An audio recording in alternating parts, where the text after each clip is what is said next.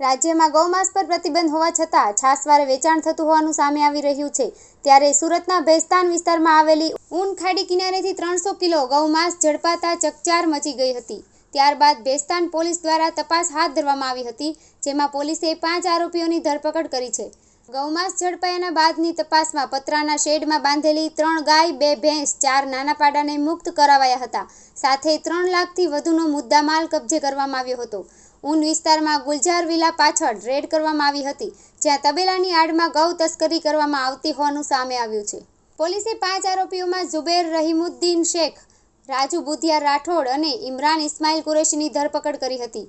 મુસ્તાક ઉર્ફે રિયાઝ ઉર્ફે ચીકુ મુનાફ શેખ, સમીર નૂર ખાનની ધરપકડ કરવામાં આવી હતી, જ્યારે નઈમ સલીમ કુરેશી વોન્ટેડ જાહેર કરાયો છે।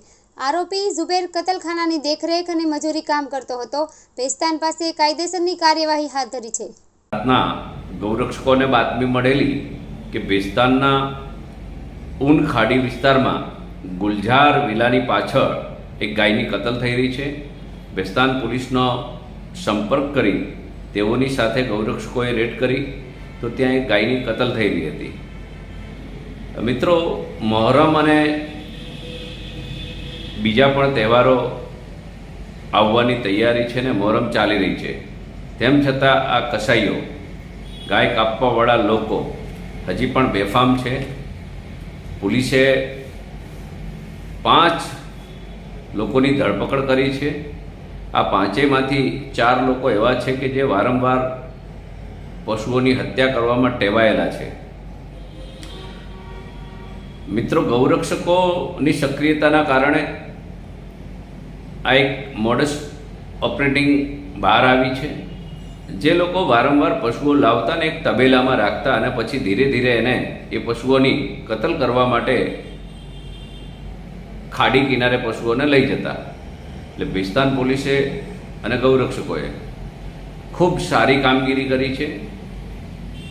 આ જે લોકો છે એ વારંવાર આવા પશુઓ કાપવાથી ટેવાયેલા છે, એમના ઉપર પહેલાં પણ અગાઉ કેસો થયેલા છે।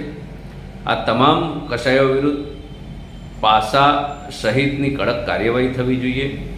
એમની જે પ્રોપર્ટી છે એને પણ નાબૂદ કરવાની ખરેખર કડક રીતે કામગીરી કરે તો હું માનું છું કે જે સુરતની અંદર ખાસ કરીને ગૌ હત્યા થાય છે તેના પર પ્રતિબંધ આવશે। આમ પણ પોલીસ હમણાં તમામ જગ્યા પર દરોડા પાડી રહી છે, ખૂબ સક્રિયતા ગૌ હત્યાના મામલામાં દાખવી રહી છે।